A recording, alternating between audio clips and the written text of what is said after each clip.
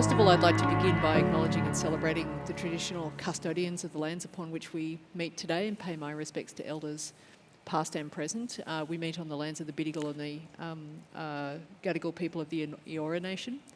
And as we come together today to talk about what is some of the most advanced and forward-thinking technology that faces the world at the moment, I think it's important to acknowledge that we are the lucky inheritors of more than 65,000 years worth of scientific, technological and engineering knowledge on the planet.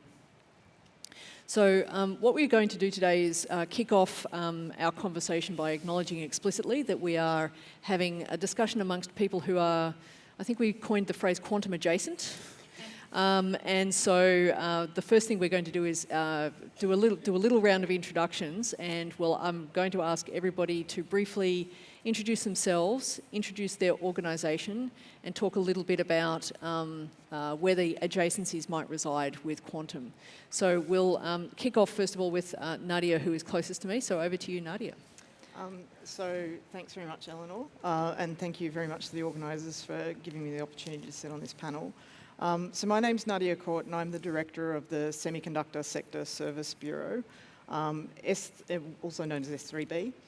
So S3B was formally launched last year in 2022, and we're an organisation that supports the semiconductor sector here in New South Wales, but also Australia-wide. And we're really looking to support the growth of that semiconductor sector. So we've got funding from the Office of the Chief Scientist and Engineer here in New South Wales, and he kind of gave us the remit to look not just at the New South Wales semiconductor sector, but also more broadly, because the Australian semiconductor sector is actually very small. But I think it's also worth noting that it is also one of these adjacent sectors to the quantum sector. And actually very closely intertwined. So I would say that quantum very heavily relies on semiconductors, and actually semiconductors very heavily relies on quantum as well. Our organisation, I guess, is really set up to support Australian organisations who make, design or use semiconductors in their products. And we've got kind of 4 key areas of focus that we work in.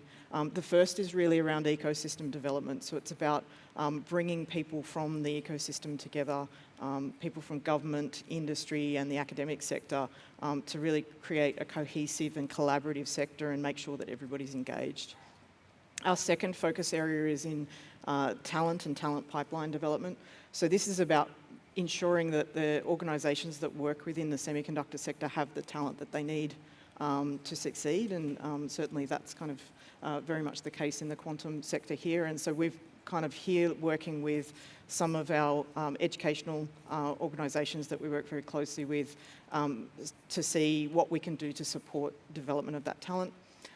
The third area we're working in is enabling access to global supply chains. So in the history of S3B, there was a report that was commissioned into the semiconductor sector looking at what the challenges and opportunities were for that sector. And one of the key things that was called out was companies accessing global supply chains. It can be very difficult to access kind of global supply chains, but also getting access to the manufacturing capability they need. So that's something we do.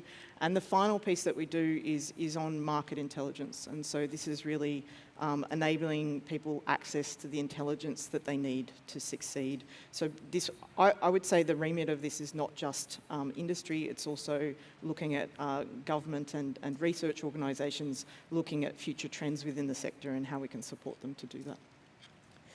Thank you very much, Nadia. And we'll come back and unfurl some of those as we go forward. So now moving to Jane. So please, over to you, Jane. Thank you. And once again, I'd like to thank the organisers for the invitation today, and for Eleanor for wrangling us all to create this panel and the curly questions she's got lined up. My name is Jane Fitzpatrick, and I'm the CEO of the Australian National Fabrication Facility. We're one of the NCRIS-funded facilities in this country that provides research infrastructure to all and sundry on an open access basis.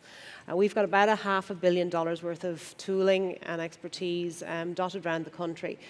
mainly focused on fabrication technologies and making things, but that does run everything from semiconductors, which Nadia has very kindly preempted, all the way through to things like textiles. So we are trying to be very broad in what we consider fabrication technologies. Quantum adjacent, well, we're quite deeply involved in quantum hardware. So yes, we don't do an awful lot of algorithms or software development, and we're not involved in those ends of the market. However, anybody who's in research who's making a quantum thingy, and that is about as technical as I get on that, comes through our doors and it builds those widgets on our tools with this support of our experts around the country. So as part of that ecosystem development, we're very interested in being part of that ecosystem to ensure that what we provide on that open access basis is relevant for the research, the development, and possibly the commercialization communities, but also where do we have to go next. So we're interested in that conversation. Thank you, Jane. And just for the benefit of the people in the room, if some of us start to fall off our chairs at some point, we're sitting under a howling gale of very cold air, and we are in its direct blast. So just so you're aware, if something happens, it's not a reaction to the conversation or to the people in the room. It's actually just we've got hypothermia. Sorry. Moving on, over to you, Dieter. Hello, my name is Dieter, and I'm a strong believer in quantum computing. In fact, when I did my PhD at the end of last century, I wanted to do a PhD in quantum computing, and it was not possible because I'm a computer scientist. I was too early at that point in time. Now, being the director of one of Germany's national supercomputing centers, I have the ability to do this, and that's why we are here, and that's why I want to tell a couple of things. So we started with quantum computing in 2017 with a program called Programming for Quantum Computers for Computer Scientists. So very early in time, but it was really interesting to see how much interest that raised also with other fellow computer science students. In 2020, we started our Quantum Integration Center. So we really wanted to build capabilities for users to use these quantum devices. And you mentioned building the hardware in these things. I also believe that what we get from the quantum physicists, no offense here, what we get from them, from their experiments, from their labs, is not something that can be used in the broad field. So there needs to be some computer science added on top of that to make that useful, and that's what we are doing in our research. And since 2021, when Chancellor Merkel said Germany will be spending 2 billion euros on quantum computers, we said that's the time for us to get hold of these things. So we are running the first German quantum demonstrator, and last year we also won the European Union competition for hosting one of the European Union quantum computers, where the procurement is going on currently and where we hope to have some results in the next couple of weeks. Thank you. Thank you, Dieter. And finally, over to you, Mark. Hello, everyone. I'm Mark Stickles. I'm the CEO of the Pawsey Supercomputing Research Centre in Perth. I might just say hello to that side of the audience that I can't really see. I feel like I'm ignoring you, but I'm not. It's great to be here and acknowledge all the support that is provided by the conference. Pawsey is a critical national research infrastructure. We're also supported by the NCRIS program. We're a joint venture of universities in Western Australia and CSIRO as our national science organisation, and get support from the West Australian and the Australian governments. We've been a joint venture providing high-performance computing support for West Australian and Australian researchers for over 2 decades. In the last 5 years, I would probably say the last 4 years, not as long as Dieter, we've been working with research groups in Western Australia, so Professor Jingbo Wang, and supporting her education and outreach with some support for some quantum hardware sort of in the teaching environment. And we worked with an Australian startup out of ANU, Quantum Brilliance, to help get their initial hardware out of the experimental physics labs into the hostile environment of a supercomputing facility. Now look, I mean, Pascal's wearing one of our T-shirts. You've seen our quokkas. We're not hostile. But apparently to the world of quantum computing, it was quite a big deal to have that breakthrough and operate their system in a room temperature environment of a supercomputing centre. So we've continued that work. We are supporting the national sort of ecosystem, providing training, and increasingly providing resources that bring the sort of the best of the classical supercomputing world with the emerging needs of our growing quantum community. But we'll talk about that some more. Cool, thank you. So the general theme for this conference, even if it's not explicitly called out too frequently, is around sovereignty and sovereign capability, and where we can, what we can learn from other parts of the world and do things for ourselves here as well. So this is a group of 4 people who are working in areas that are very well connected internationally, as well as with an explicit intentionality around quantum. So I'm interested in kind of unpacking a little bit about what you've seen about what works around the world, how one can actually try to start small, have things go to scale, and what we might be able to learn from that. I might start with you, Nadia, because that's actually one of the things that you called out as one of your 4 priorities, and then we'll try not to do the usual going straight down the line, so watch out, lads, I'm coming for you next.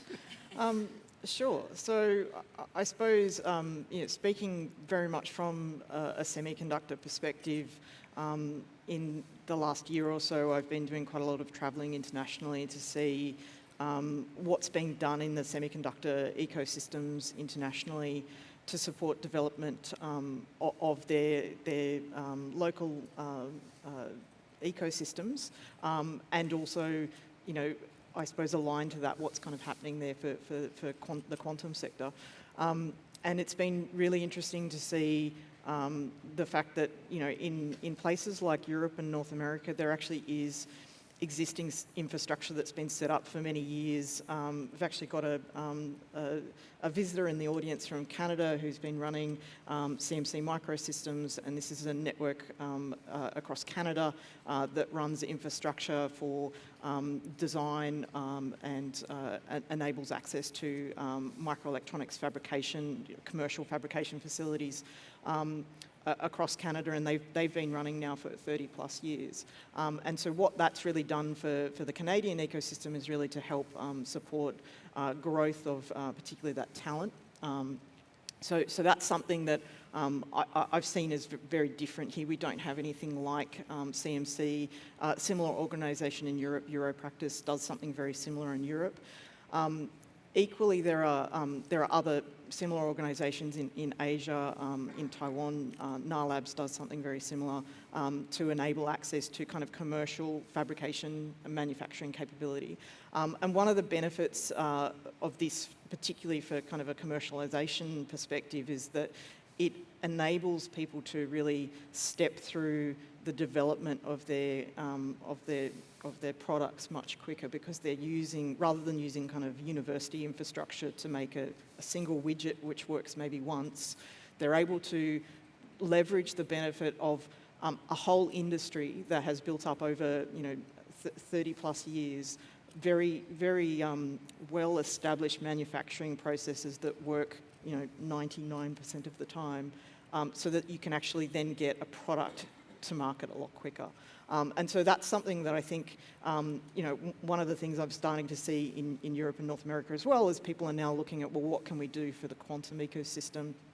How can we enable people to get access to hardware in that way, to step things out of those university sectors? So that's really interesting. I think the other thing that really struck me about internationally is just engagement with industry. So even at the very early stages of research, people are working very closely with their customers. You have whole semiconductor programs where people are training in PhDs, and they've got companies that they're actually working with throughout their PhDs. So can I ask the pointed follow-up question, and colleagues feel free to also jump in and ask questions. If you take that last example of yours, which was around the semiconductor industry and the interaction between education programs, industry pull, that sort of stuff, it's all predicated on that one key sentence that you said, which was leveraging off 30 years worth of industry expertise. Yep. So in Australia, we don't have 30 years worth of industry expertise of fabricating semiconductor fab at scale. Yep. Talk us through how we brute force that into existence. Well, I think it's worth noting that with the semiconductor industry, no one country actually has the whole supply chain within country. That's what a lot of the CHIPS Act initiatives are actually for. So the EU CHIPS Act and the US CHIPS Act are looking at onshoring capability. But even with that, you still tend to have pieces of the supply chain in different parts of the world. So one thing we need to recognise, and I think for people in government here, I need you to recognise we're never going to have the whole supply chain here in Australia. That's something that will not happen. And perhaps we don't have to do the stuff that's really hard. Having the leading edge chip fabs is, I think Hugh Durrant-White said earlier today, it's probably a stretch for Australia to kind of go there, but perhaps looking at investing in infrastructure and capability where we can play a role is something that we should be doing. We've been looking, for instance, at where future trends in the industry are heading, and things like chiplets and advanced packaging are something that seems to be a real buzzword in industry at the moment, and so that might be an opportunity for Australia to look at where the industry's heading and where that might align with some of the industries that we're trying to grow, like quantum. Interesting. So Dita, heads up, I'm coming to you now. So you've built big things at scale and taken and done some amazing things. So first of all, I'm going to ask you to ground the people in the room a little bit about the sorts of things you have been doing, the things you've built, and then perhaps take us through kind of your key insights about what makes that go. Okay, it was a pleasure. So, as I mentioned, we started first with an education and training program working with simulators. So what we put up is really a simulation environment based on the supercomputers we have, where people can work with quantum computers before they are a reality, so to say. And that has been proven very useful because we are generating many young potentials which can help us to advance that thing. The second thing was then, with our strategy, we also made a plan on how to get different quantum systems, different technologies onto the floor, and how to make that useful, in a sense, make that useful so that we can access that we have mechanisms to program it, and that we can combine it with what the supercomputers are doing. So at the moment, we actually have three quantum computers on site in the data center running. They are all cryostat superconducting systems. One of them, two of them are superconducting. One is an ion trap-based system. We're getting 2 more quantum computers into the data center in the next couple of months, and we're planning in total, at this point in time, 7 different systems. So the idea is also to be agnostic to what the technology is, but to make sure that we can build on the potential of that one. Yeah? And I'm bringing that together in an international kind of landscape, and that's why we are talking a lot in a sense, is there is a number of challenges in quantum computing which need to be solved. And I'm always saying the person that might solve things of these challenges like fidelity, scalability, these kinds of things, might be a person just sitting next to you. Just look at the right and left and see who's sitting there. That might be the person to do that. And that's where we come to sovereignty. I think one of the political misconceptions of sovereignty, and Nadia, you had a good point, one of the misconceptions is that many politicians think sovereignty means we just need to copy what others are doing so that we are doing it ourselves. And that is nonsense. What we need to do is really kind of find a way to collaborate on these things and then kind of have something that works for all of us so that everybody gets a share of what is going on. And that's the important thing. And I think we can only say, I'm here because we want to collaborate with you, and we know that you're doing good things here, and that might help us both on advancing these things and getting it together. Colleagues from around the panel, any follow-ups on that?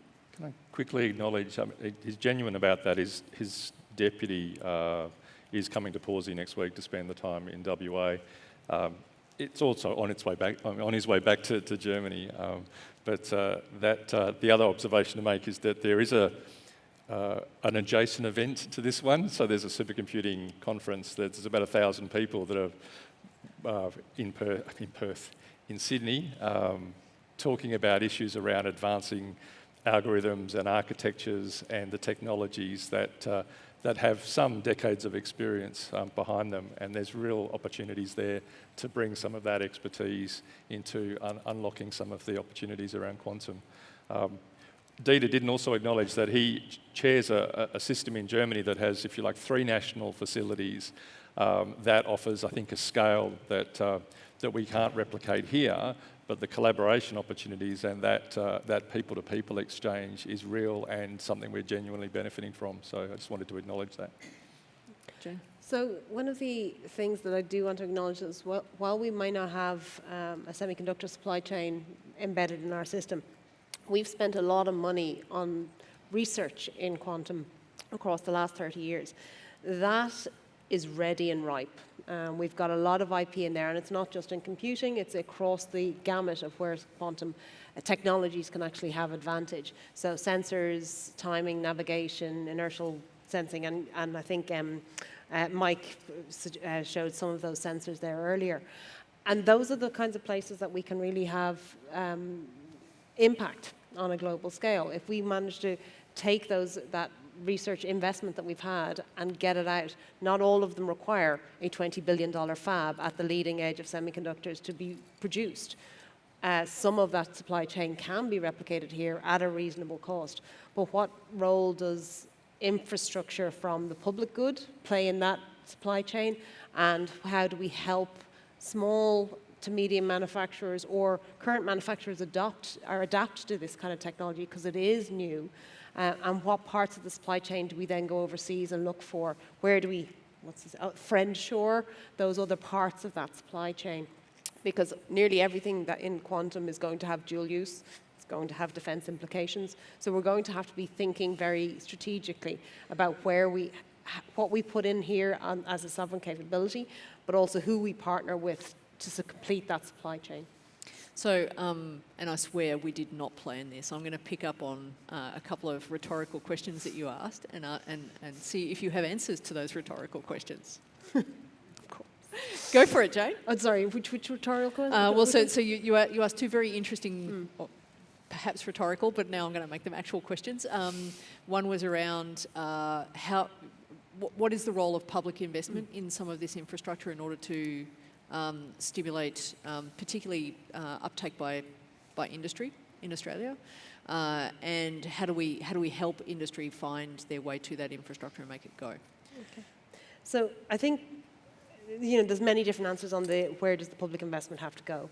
I think we spent it on the research side of things, so we have done that, and of course that needs to continue because research is a continuing enterprise and will always continue, and that we need to be really secure and ensure that continues. But then where do we take it? How do you do the development and commercialization of those technologies? How do you find the right partners for our small to medium enterprises? For example, if we were talking about a mining solution, somebody who's in the resource sector, they have a problem, it has a quantum solution. Just because of inertial sensing or something like that. Do we find a current company who's working as a supplier to the mining sector and help them develop that solution with grants, development, AEA money, whatever it might be? Or does we try and spin these things out quickly and efficiently out of the universities? These are all possibilities, but the public investment then has to, if we want to bring this into the manufacturing onshore, then how do we reduce that barrier? Because the barrier to manufacturing or creating an entire manufacturing sector in a new area, in new technology, is huge. And that is a large barrier. So I don't have an answer for that one just yet. Give me a few years. But I do think that there's enough impetus right now to actually find ways to at least start that journey, to take out some of those early barriers. to ensure that that industry does have some uptake. So before we move on to the other one, Nadia, this is something that must presumably be exercising your mind on a daily basis. Yeah, absolutely. So go. So I guess just taking up some of the points that Jane was making, one of the things that I suppose limits the ability for people to spin things out of the university is that fact that perhaps when they're working on a technology, they're not necessarily working on something which is ultimately industry scalable. It can't go straight into an industry manufacturing process. And I suppose this is where, perhaps looking to overseas to see what people are doing overseas is kind of interesting. And so it was very interesting to me that in particularly in Europe, there was a big focus on investing in pilot manufacturing infrastructure. And I think that that's really interesting because, again, perhaps we can't invest in leading edge capability there, but if we can invest in something that would enable our companies to access that small run, small batch manufacturing when they're trying to get a proof of concept, they're trying to, validate their product. Someone earlier today said you need to have a proof of concept. If they can get that proof of concept to then go and seek investment, that's going to be really beneficial for them. So I think that there is potentially a role for government to play there.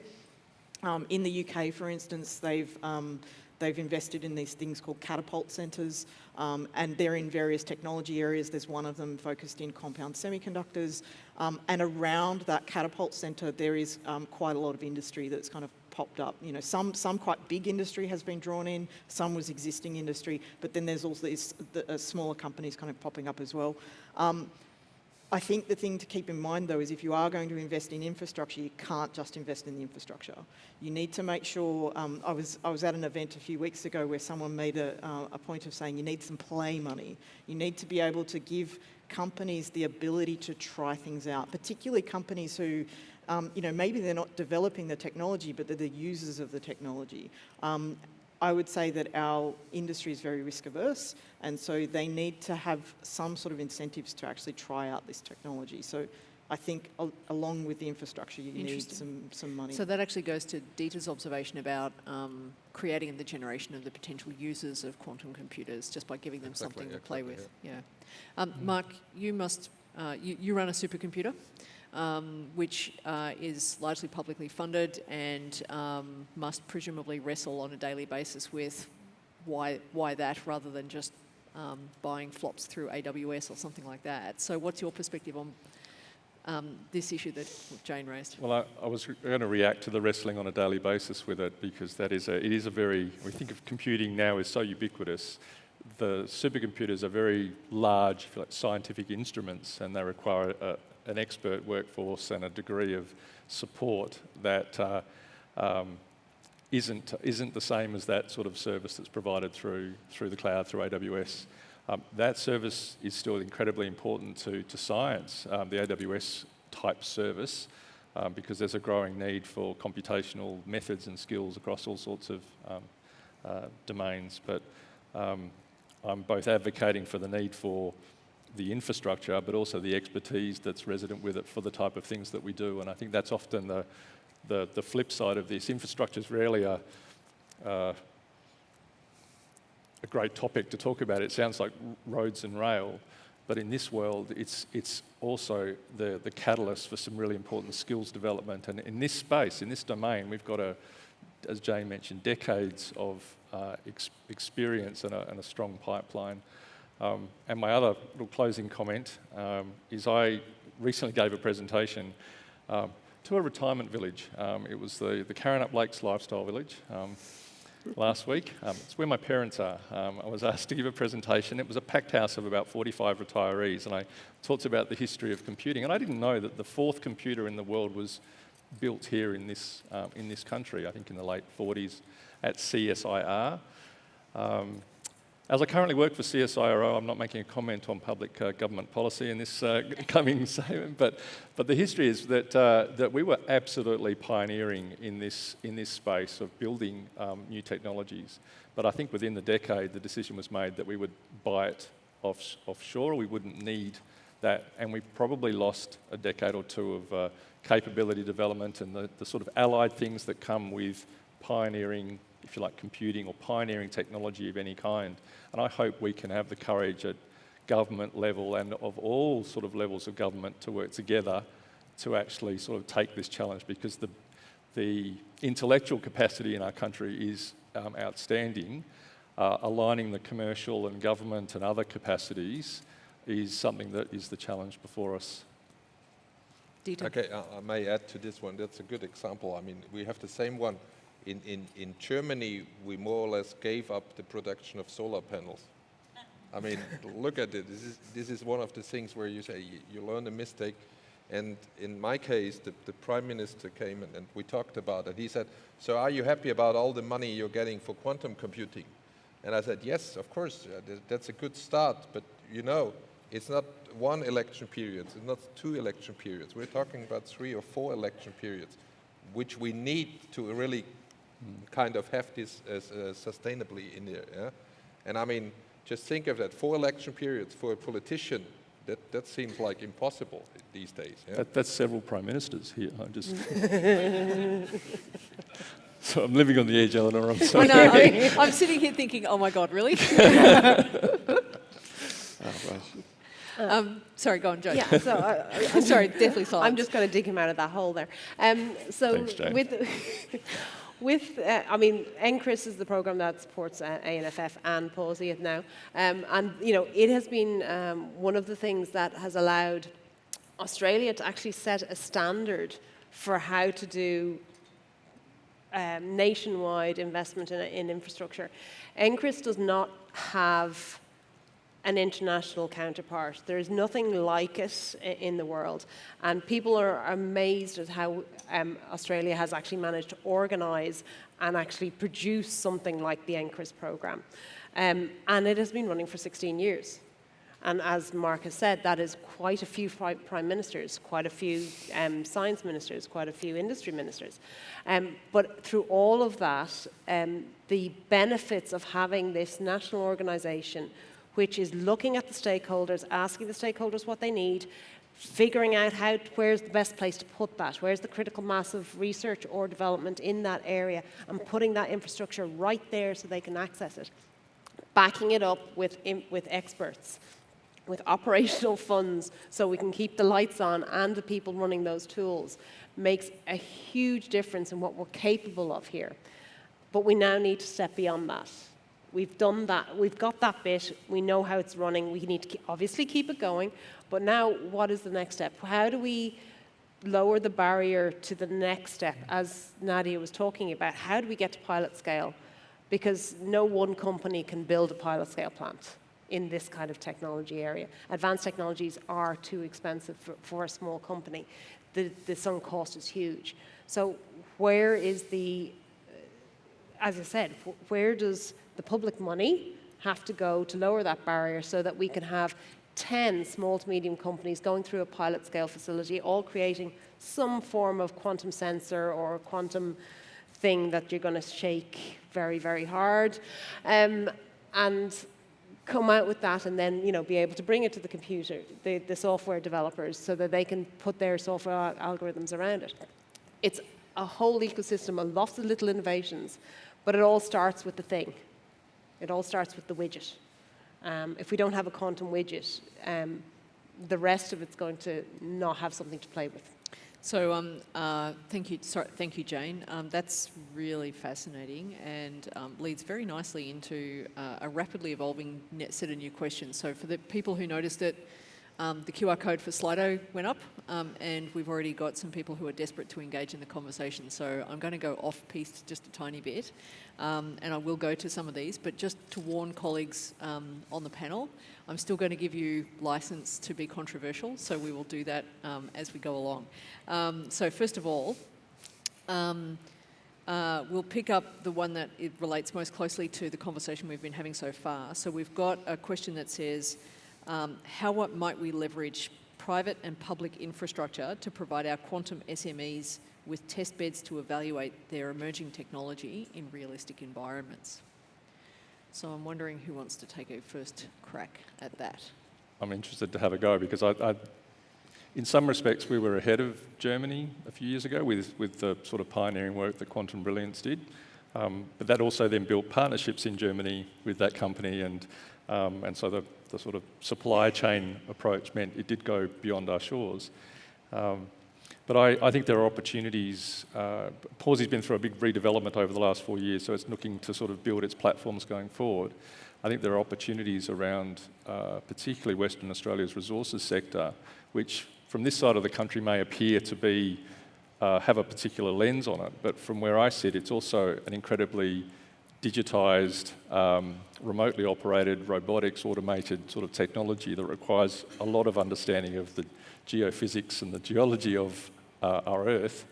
And there are some fundamentally challenging problems and very compute-intensive operations that could benefit from a breakthrough in computing capability that quantum offers.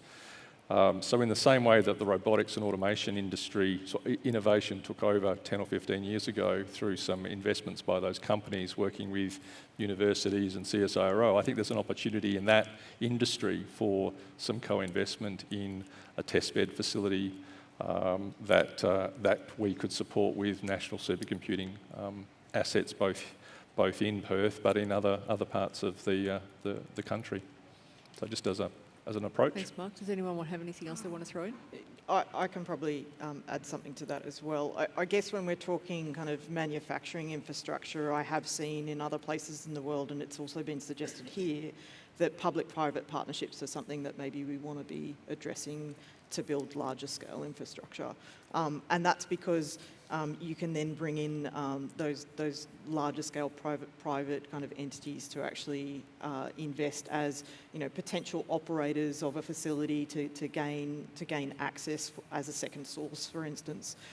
So I think if we're looking at just, you know, some of our smaller SMEs in the quantum space, they're not necessarily going to be having the volumes going through, for instance, a foundry that a larger organisation might do. And so I think that realistically we should be looking, if government is going to invest in large-scale infrastructure, at also looking at partnering with people to do that. Interesting. So I'm going to ask Jane to unfold that a little bit more, but I'm going to tie it to another question that's come along, which is, how do we get more quantum technologies developed through to manufacturing? So that goes to some of your commentary around being there at the beginning and where it goes after that. So just to very briefly pick up on the public-private partnerships, AMF and the rest of NCRIS are most definitely a public fund, but what we do provide is those test environments, but we do them in the research scale. Moving it into a qualified space where you have qualified engineers and your instruments are qualified reduces the flexibility of those systems and reduces the accessibility of those systems. So they have to be built slightly differently, and we can't use the same kit, basically, or the same suite for both research and for that kind of test bed for industry. So we have to think about it a little bit different. The operation models need to change slightly, but the concept doesn't.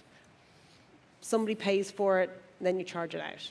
And then, so you rent it rather than having to buy it.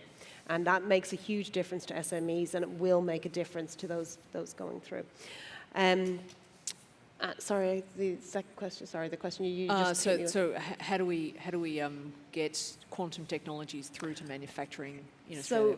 So, we've got a number of schemes now from the university's point of view. So there's the Australian Economic Accelerator, which is developed for this. We've got the Trailblazer program, which is trying to pull technologies out. And we've also got the National Reconstruction Fund. All of these will support quantum as an enabling technology across all of that. The key is that it needs to get that step from the lab bench to starting its commercialization journey. That's the biggest hurdle. There's lots of support once you get onto that journey, and it's hard and needs work and everything. But somebody has to take it from the lab bench and decide, I'm going to do this. Or I'm going to take 6 months and figure out whether this has got any legs, right? And somebody somebody has to pay for that, because it's hard to take 6 months out of your life and do something for free. But if we can support those kinds of projects, I think that is one way to start that process, to find young innovators, young founders. But we also got to wrap around them knowledgeable business people, people who've done it, people who know where to find money, people who know what the business looks like, people who know how to find the use case. Because not every researcher understands how to build a market or whether there is a market. So you need to find out whether your application has actually got, whether anyone will ever pay for it. And that's another key thing. Cool, thank you. Now, I'm not forgetting the questions here, but I'm going to go back onto script briefly. It's me, it's briefly. And this is our license to be a little bit controversial. So I'm going to ask each of you from your different domains, noting that we are mostly quantum adjacent, to tell us something about a dominant conversation in your world at the moment, and some way that you'd like to challenge that discussion and unfurl it and have it go in a different direction. So I can see Nadia grinning, so she's going to go first. I'm trying to work out which one I'm going to go with.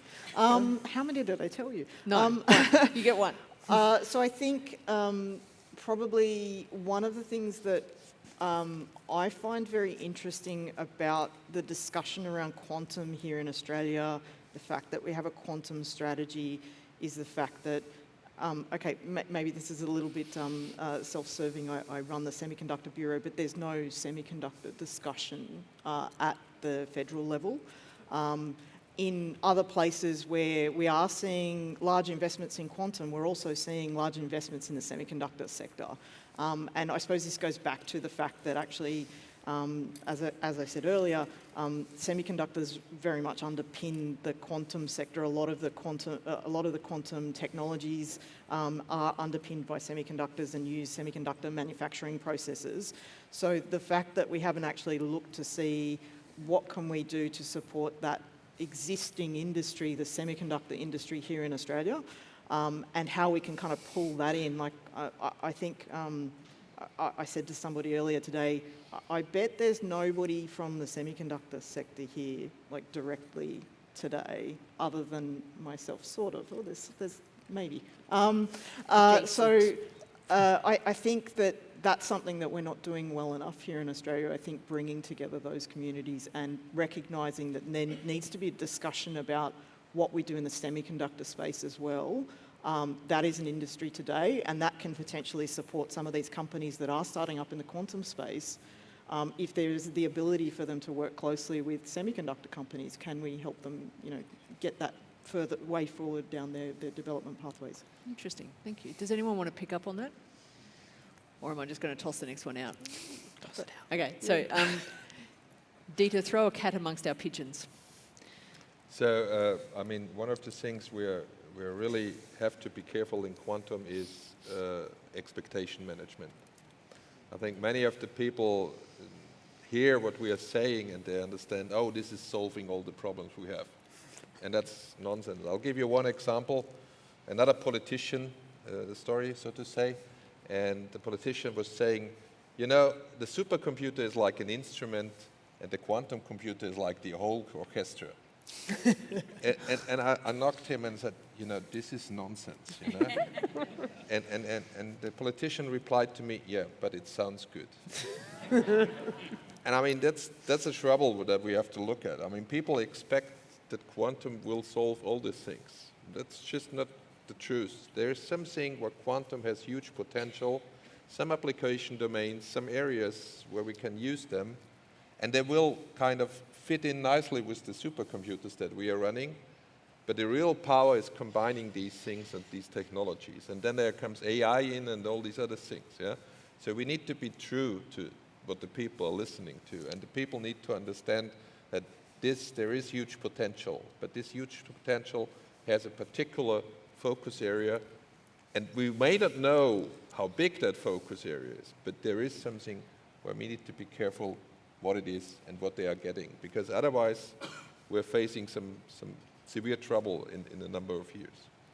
Anyone want to riff off it? Did I describe Pawsey as an instrument earlier? Did I? I'm probably more politician than physicist, and I apologise to all the physicists. I am actually more a politician than I'm not a physicist. Are there quantum brilliance colleagues in the room? Can I just... Yeah. Okay. They're hiding okay, behind. I can't see them. So what I'm about to share may trigger a reaction from some of them, so just hug them a little later. So my topic of choice is around this challenge around integration between high-performance computing and quantum computing. We take that very seriously at Pawsey. So seriously that I was filmed in the white space for a promotional outreach activity that we were doing a few months ago, or several months ago, and I was told to back up and do this walk in front of Photonics and do the supercomputing. What an amazing instrument.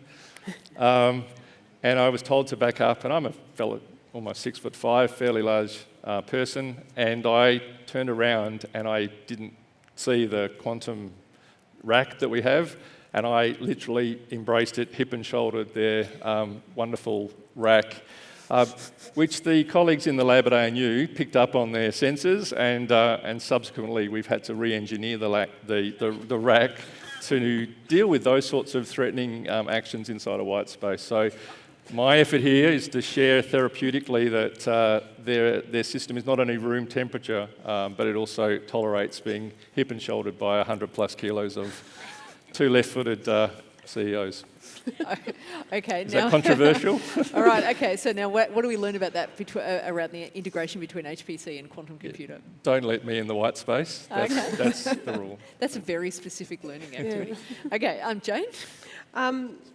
So in my world, It's okay. They're not crying. It's all right. Yeah, okay. Sorry. They seem to be Just okay. checking in, Mark. You're okay. In my world, NCRIS is starting to talk about, again, where does NCRIS move now that we've kind of figured out what we're doing in our day-to-day infrastructure development. And in the last roadmap, they talked about translational national research infrastructure. And I think it's really interesting. NCRIS sits within the Department of Education. And we're the voices that are being listened to, obviously, in that stakeholder group. But are we listening to the research and educational side of that argument and not listening to the industry side of that argument? Because the industry have a very different idea of what translational research infrastructure looks like compared to what the educational side of that looks like. A step change in what I do means different things for different cohorts. So what do we actually want to do with that? If we are going to invest in translational national research infrastructure, whatever that ends up looking like, where should we put that money that actually is going to make sense? Should it be coming out of Department of Educational budget? Should it be coming out of Department of Industry budget? Why are we trying to translate out of an educational budget? It seems to me that it would be more appropriate to be working with the networks and with the cohorts and the stakeholders the Department of Industry, Skills and Employment actually work with rather than what we're working with. So that's quite controversial, and if there is Department of Education people here, sorry. But that's where it's sitting right now, and so I think we just need to be very careful that we're listening to the right set of stakeholders to get, when we do pitch this and when we do invest, we're investing in things that are actually going to make a difference. Thank you. And thank you for the courage to be controversial in a public forum. So we've got about 9 minutes left. We're just about to get back onto some of the questions here. Please feel free to upload some more onto Slido if you want. And actually, the next question that comes up is closely related to where you finished, Jane. So this is probably most closely focused towards Jane and Nadia, but we'll throw it to the room. Is there potential for semiconductor manufacturing in Australia on a scale larger than AMP's research foundries? And for bonus points, do technologies like EUV have a place in Australia? Simple answer, yes. And after that, So I believe that there is a place for manufacturing capability in Australia. I think that we need to consider if we are going to be investing in manufacturing infrastructure, where as a nation do we want to play? Do we want to be playing in the high volume space? Because I think it's going to be difficult for us to compete with places in Southeast Asia, for instance. I see there may be some value in us playing in maybe a high value, low volume market, for instance. So that's in maybe particular areas where, for instance, we might have a niche capability that we want to develop locally.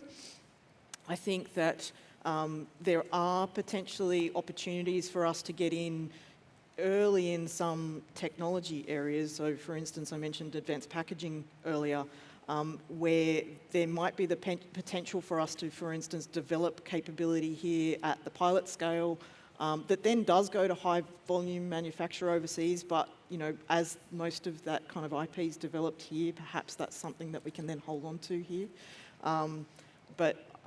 I think that's so. I do think there's a place for it. EUV, I think Maybe define the acronym for the room. it's extreme UV lithography. I think we really need to determine exactly what it is we're doing. Like where are the areas we're playing as to whether or not we need that capability. Oh, sorry. Okay, apologies. Sorry. Good. Keep going, Nadia. I think I might have finished there. Oh, okay, excellent.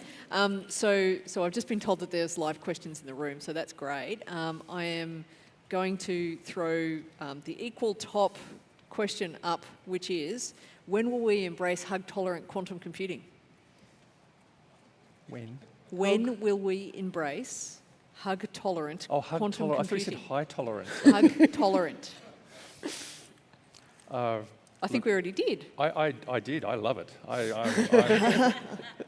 Sorry, with anyway. open arms. I've got one arm up the back. Sorry, over there.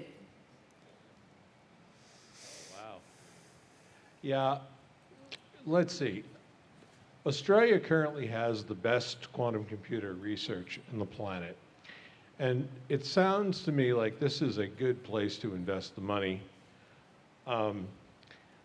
I have a master's degree in semiconductor physics and over 30 years of experience, and I would like to get a job in quantum computing. So any of you who are hiring, you can talk to me later. As for the US CHIPS Act, just because the Americans do something stupid does not mean you have to follow suit. The reason, I will now say something controversial. The reason we are spending money building fabs in America after many years of not doing so is because we reckon that the commies are going to blow up the fabs in Taiwan before the end of the year. And that will be inconvenient. That's why they're doing it. And the money is not coming out of the science budget or the education budget, it's coming out of the defense budget. Any attempt to reshore, build backups, or friendshore, or any of that stuff is motivated by military and national security considerations, period. So that's the deal. As for the rest of it, hey, I reckon quantum computing is going to turn into 10% of the non-mobile computing industry. That is to say, about $100 billion a year. So this is a good train to get on. Thank you. So any reactions to that set of comments? I'm just going to make one very brief comment on the mention of the chip and the CHIPS Act. I agree that it's not all upside on those. However, they are going to soak up, once they get off the ground, they're going to soak up a lot of talent. We have to be prepared for that. We have to be prepared that if we've got a talent pipeline, it may get wiped out completely if they're hiring 2,000 to 3,000 people from Australia on an annual basis. So we need to be aware of that's a possibility, and either start pumping out graduates or keep our graduates here. So in principle, going the same direction. I mean, the what we are waiting for in quantum is the iPhone effect, no? The iPhone moment. There will be a moment when the iPhone came and it opened up an ecosystem where everybody could contribute. And what you're doing here with your events, what you're doing with all your work, is basically preparing for that moment. I mean, take a look at the other, iPhone is one example, ChatGPT is the other example. Yeah? Nobody expected that, or few people expected that before November 2 years ago. Yeah? And then it suddenly happened and everything changed. And I think you need to be prepared for these things.